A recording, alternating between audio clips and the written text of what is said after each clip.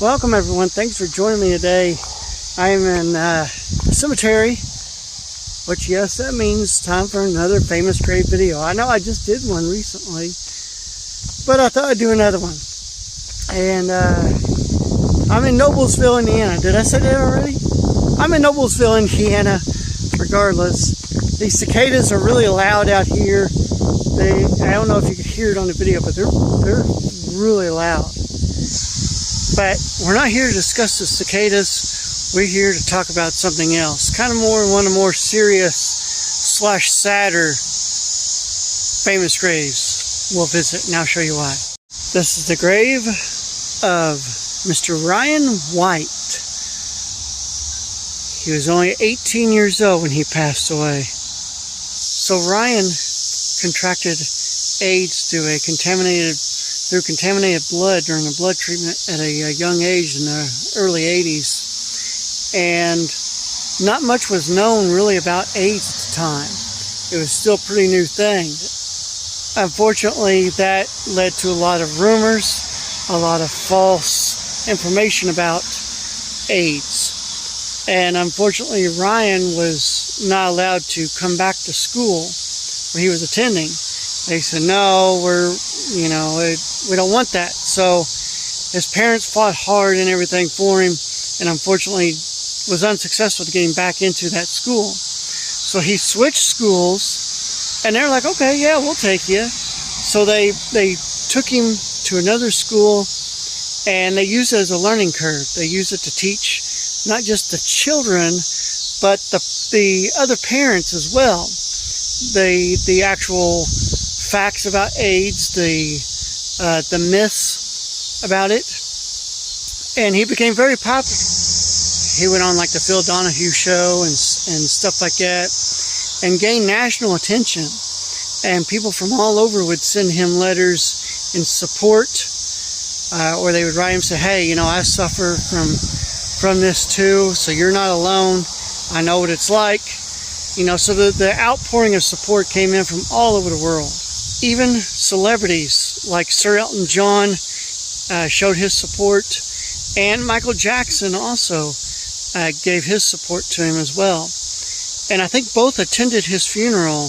Back here you've got quotes from different people like Elton John and Governor at the time, Evan Bayh.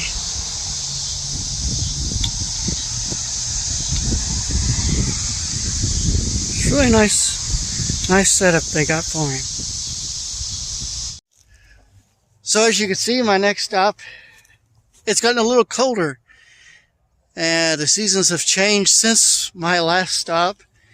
And I'm not alone. I have a little friend joining me back there too. Hi, puppy. He's been following me around. Dorothy's back here too. We're in Marengo, Indiana on our next stop. And I'm sure a lot of you have, if you've ever been down through this area, you've probably heard of Marengo Cave. It's a national landmark. And actually, Marengo Cave is just literally just right back here, right behind me. See where those buildings and stuff are? That's Marengo Cave. And Dorothy's distracting me over here. That's what she does best. But what a lot of people don't know is that the founder, the discoverer of Marengo Cave, is buried right here. We're going to show you where they're at. This is one half of the founder of Marengo Cave, or discoverer of Marengo Cave, Oris Heistand. I hope I'm saying his last name correctly. Oris and his sister were students, I do believe, or at least she was a student of Marengo Academy, which was just up the road from here. And she heard about some boys talking about wanting to go explore this big sinkhole opening up the way over here. And so she wanted to beat them to it. She wanted to beat these boys to it. And so she ran home after school and everything, and was grabbed her brother, and they went exploring up here at Marengo Cave. And what is now the entrance to Marengo Cave, still the entrance here. And they crawled down there and they realized the place was actually opened up, and you can actually wander around through there a little bit. And that's how Marengo Cave started. But the one thing I'm still unsure of is where his sister is buried. I have looked online. I can't find any records of where she is laid to rest at. If somebody knows, please let me know. I've searched on the Find a Grave app and everything, and I can't find any records. The only person I could find was her brother. Now we find ourselves down in Salem, Indiana, at Crown Hill Cemetery. Don't confuse that with Crown Hill Cemetery in Indianapolis, because you'd be wrong. This is Crown Hill Cemetery in Salem, Indiana. And it's a pretty monstrous cemetery. It stretches on back even beyond that way, but stretches way out there. But we got two people worth talking about laid to rest out here. So if you've ever been into French Lick, I'm sure you've been to West Baden Hotel. You've seen it, how beautiful it is and everything. If you've not seen it or ever heard of it, you can go down my videos and you can see where I did.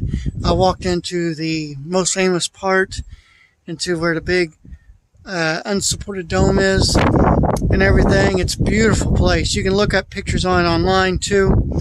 But this, not many people know that the founder, the builder of it, is laid to rest right here. And here's the resting place of the builder, the man who created the West Baden Springs Hotel, Mr. Lee Sinclair. Mr. Sinclair was a businessman, a banker, a politician. He did it all. He was at one time the president of the State Bank in Salem. And at one time, he operated the largest department store in Indiana. And then he went on to serve in the Civil War. But he will forever be known for building West Baden. Kind of peek in here.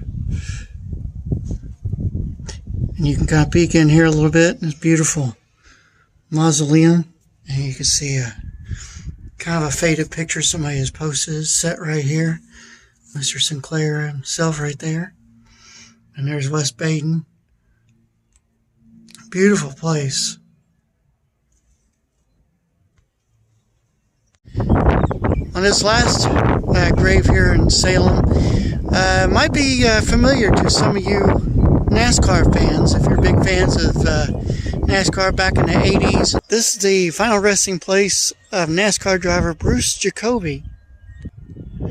Bruce Jacoby grew up right out here in Salem and raced a lot out here at the Salem Speedway, which is just not too far from here. But he wanted to get into professional racing and finally got his wish.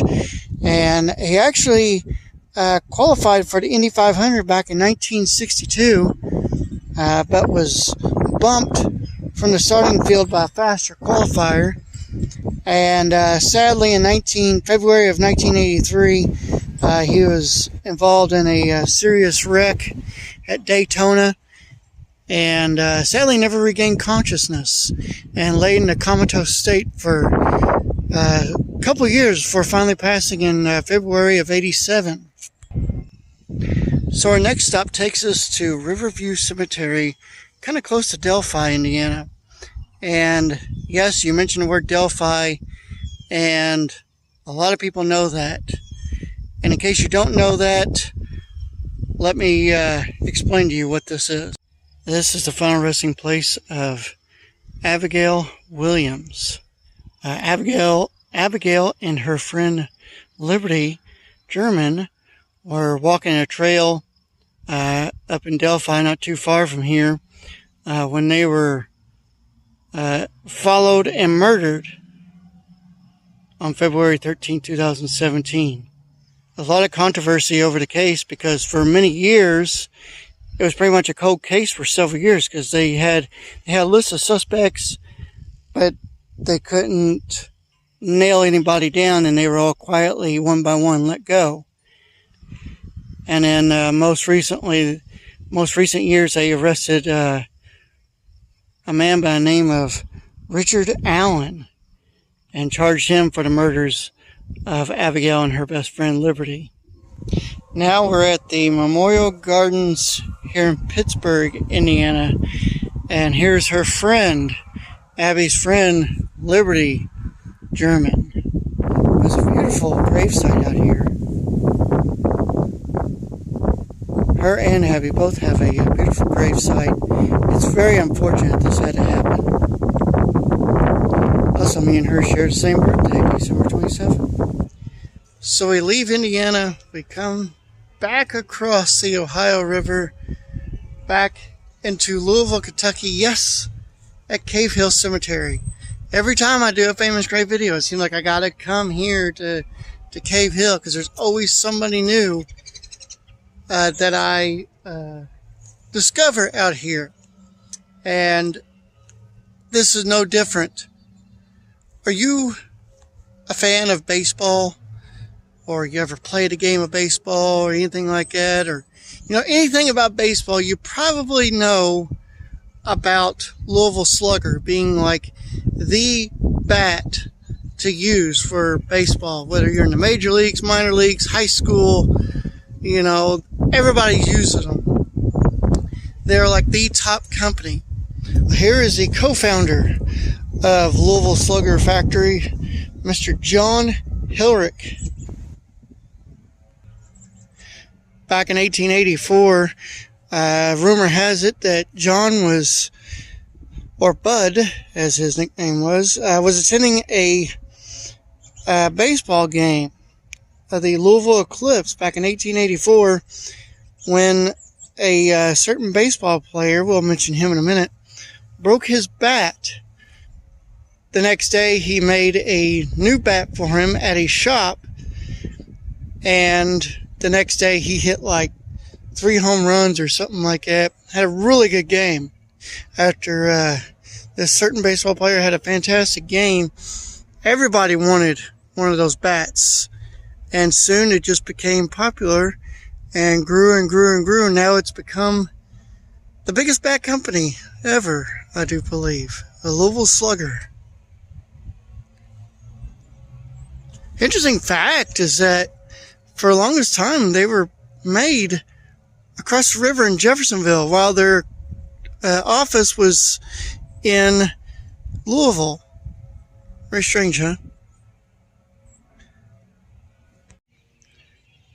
So who is the baseball player that had the first Louisville Slugger? Who's the baseball player that had their first one?